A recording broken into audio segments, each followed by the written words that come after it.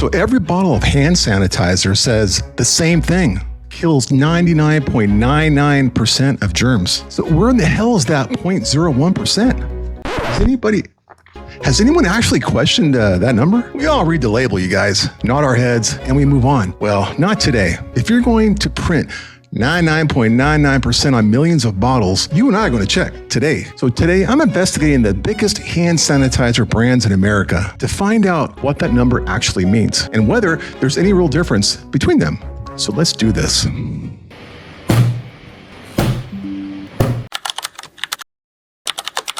Purell wasn't the first hand sanitizer, but it became the one almost everyone recognizes.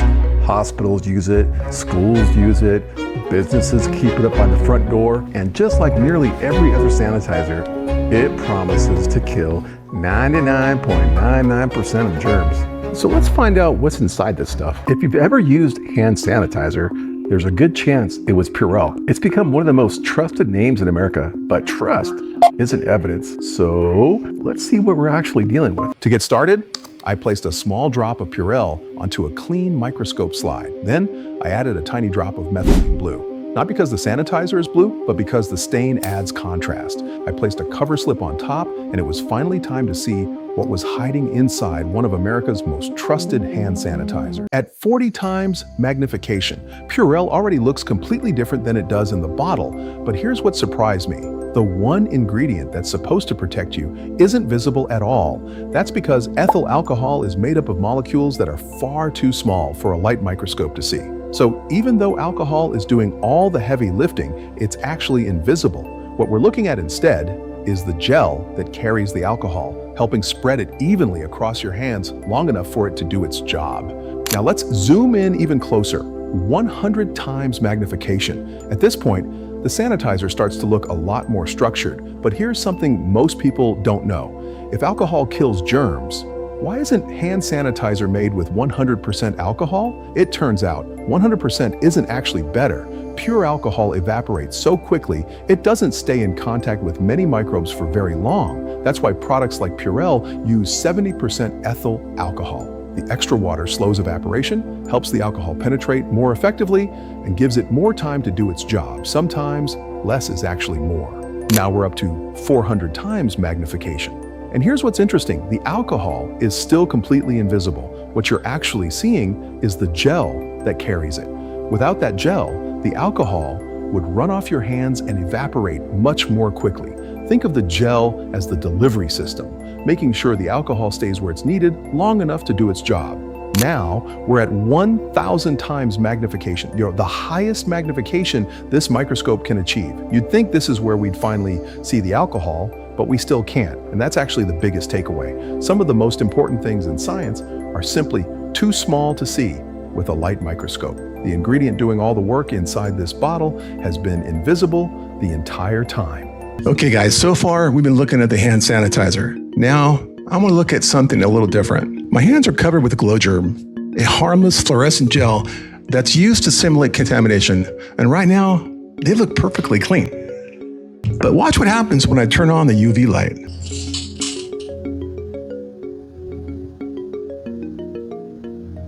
Suddenly, it's everywhere. Before anyone says it, this isn't bacteria. It's just a safe way to show how easily contamination can spread, even when your hands look completely clean. So let's do what most of us would do. A little hand sanitizer.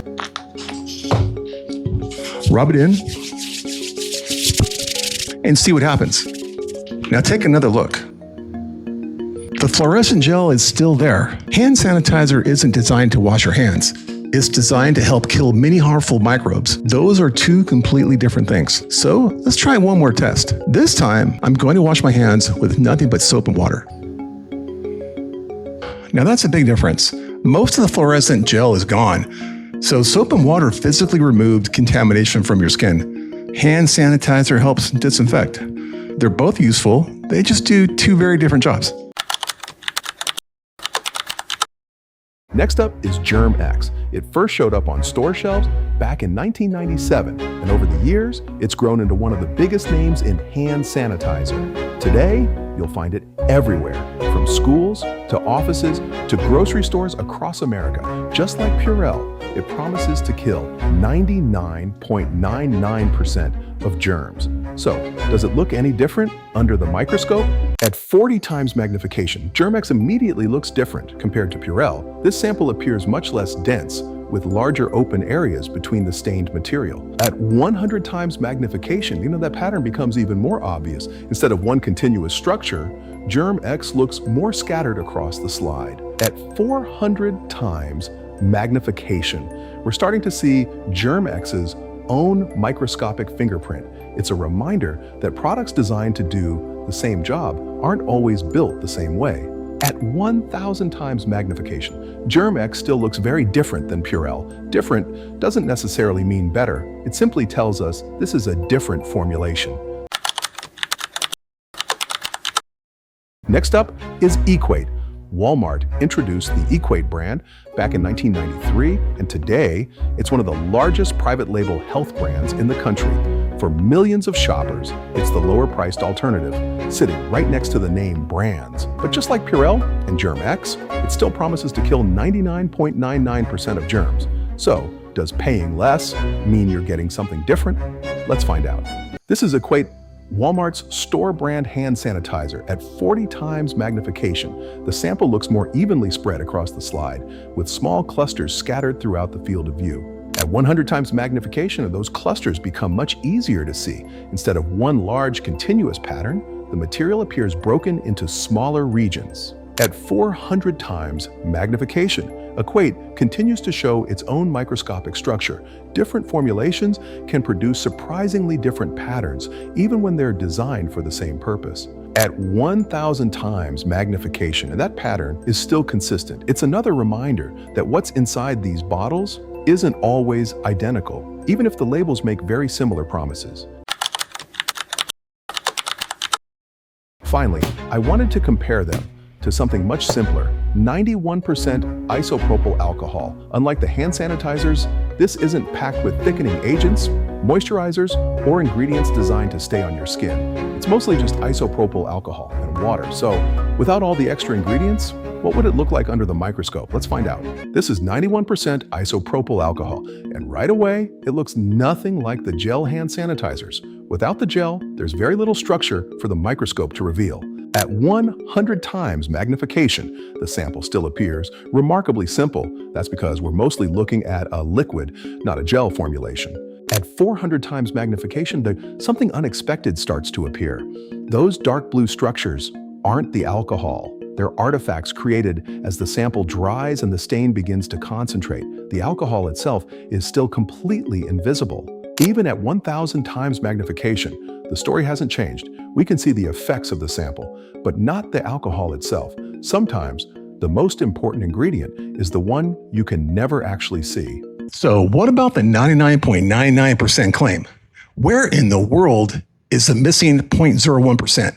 Well, it turns out that's actually the wrong question. That number doesn't mean the sanitizer kills 99.99% of every germ every single time. Instead, it comes from controlled laboratory testing using specific microorganisms under specific conditions. In other words, that 0.01% isn't some secret group of germs hiding from a hand sanitizer.